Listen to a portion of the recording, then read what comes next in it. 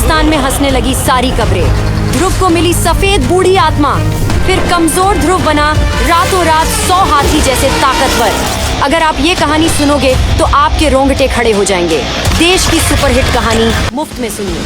ध्रुव, मैं तुम्हें 3 साल देती हूँ। अगर तुमने 3 साल बाद जंग में मुझे हरा दिया तो मैं तुमसे शादी कर लूंगी। लेकिन अगर तुम हार गए तो जिंदगी भर के लिए तुम्हें मेरा गुलाम बनकर रहना होगा। 3 साल बाद तुम्हारी इन शक्तियों का घमंड मैं तोड़ कर रहूंगा लारा। अब सीधा 3 साल बाद मैदान पर मुकाबले के लिए मिलते हैं। कुछ दिनों पहले ध्रुव ने अपनी मंगेतर लारा को उसके ट्रेनर के साथ रंगे हाथों पकड़ा था, लेकिन उसके बाद लारा ने ध्रुव के साथ वो किया जो कोई सोच भी नहीं सकता।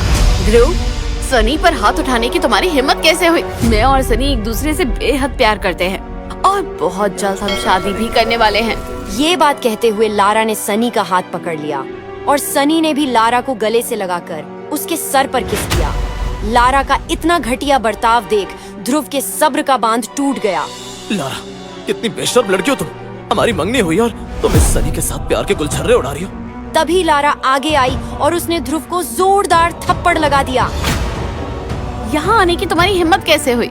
मुझ पर हाथ उठाने से पहले हमारे रिश्ते का तो लिहाज किया होता। पर क्या, जो किसी और मर्द के लिए मुझे धोखा दे सकती है उससे क्या ही उम्मीद रखी जाए। लिसन, मैं सिर्फ सनी की हूँ और तुम्हारे साथ जो कुछ भी हुआ था वो आज मैं तोड़ रही हूँ। जो उखाड़ना है वो उखाड़ लो। मेरे प्यार को ठुकरा कर तुमने अच्छा नहीं किया लारा। तुम्हें ये रिश्ता तोड़ना है ना तो ये जरूर टूटेगा, पर उससे पहले तुम्हें मेरे साथ एक रात की शादी करनी होगी। फिर शादी के दूसरे दिन मैं तुम्हें तलाक देकर ये रिश्ता तोड़ूंगा। ध्रुव आज शौर्य दल में हुए किस्से के बारे में सोचने लगता है। लारा और उसके दोस्तों की कड़वी हंसी उसके कानों में गूंज रही थी। ध्रुव चलते चलते घर के बाहर उसकी माँ की समाधि तक पहुँच जाता है। ध्रुव को अपने बाबा का चेहरा दिखता है जिस पर सब हंस रहे थे। वो लम्हा याद करते ही हताश होकर ध्रुव ने अपना सर माँ की समाधि पर रख दिया और अपनी आंखें बंद करते हुए कहा, 3 साल बाद सब खत्म हो जाएगा माँ। अगर मैं अपनी शक्तियों को वापस हासिल नहीं कर सका तो बाबा को पूरे मैसेडोनिया शहर के सामने शर्मिंदा होना पड़ेगा। आखिर मेरी शक्तियाँ क्यों नहीं बढ़ रही हैं? ये कहते हुए ध्रुव ने अपनी मुट्ठी बंद की और जमीन पर जोर जोर से अपना हाथ पीटने लगा। वो लगातार जमीन पर अपना हाथ मार रहा था और तभी कब्र का मौसम अचानक से बदलने लगा। तेजी से हवा बहने लगी। देखते ही देखते ध्रुव की अंगूठी में से एक सफेद धुआं निकलने लगा और अचानक ध्रुव के सामने उसी बूढ़े की सफेद आत्मा आकर खड़ी हो गई। ध्रुव बुरी तरह घबरा गया। कौन हो तुम और तुम मेरी अंगूठी में क्या कर रहे थे? मैं तुम्हारी मदद करने के लिए ही आया हूँ। मुझे तो तुम्हारा शुक्रिया अदा करना चाहिए। आखिर तुमने पिछले 3 सालों से मुझे अपनी अंगूठी में संभाल कर रखा और देखो आज मुझे नींद से भी जगा दिया। शुक्रिया ध्रुव, तुम्हारा बहुत बहुत शुक्रिया। उस सफेद आत्मा की ये बात सुनकर ध्रुव हैरान रह गया और गुस्से में बोला, तो तुम पिछले 3 सालों से मेरी अंगूठी में छिपकर बैठे हो। कहीं तुम्हारी वजह से तो मेरी शक्तियाँ कम नहीं हो रही थी?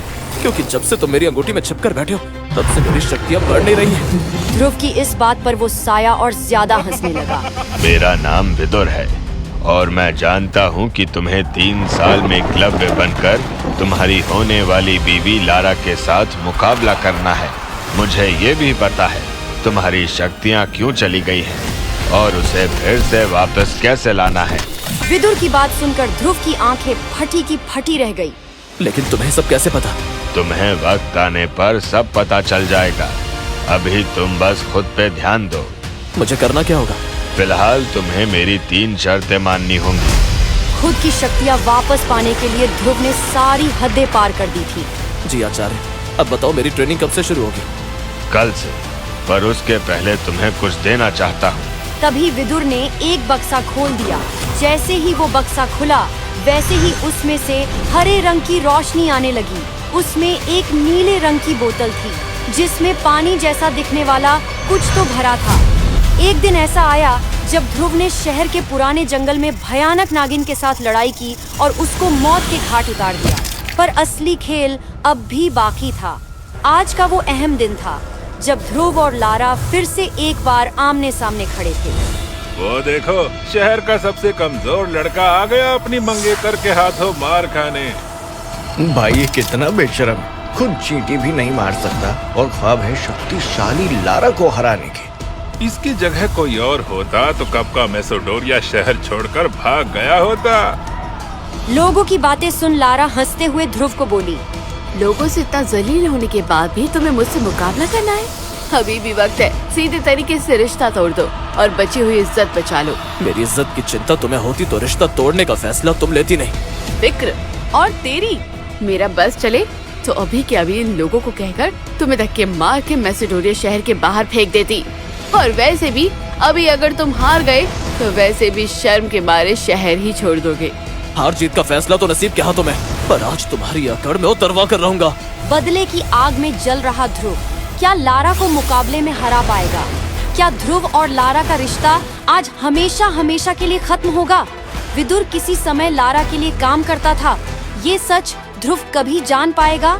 क्या विदुर ने सच में ध्रुव को बना दिया है 100 हाथी जैसे ताकतवर, या उसके साथ कोई धोखा किया है?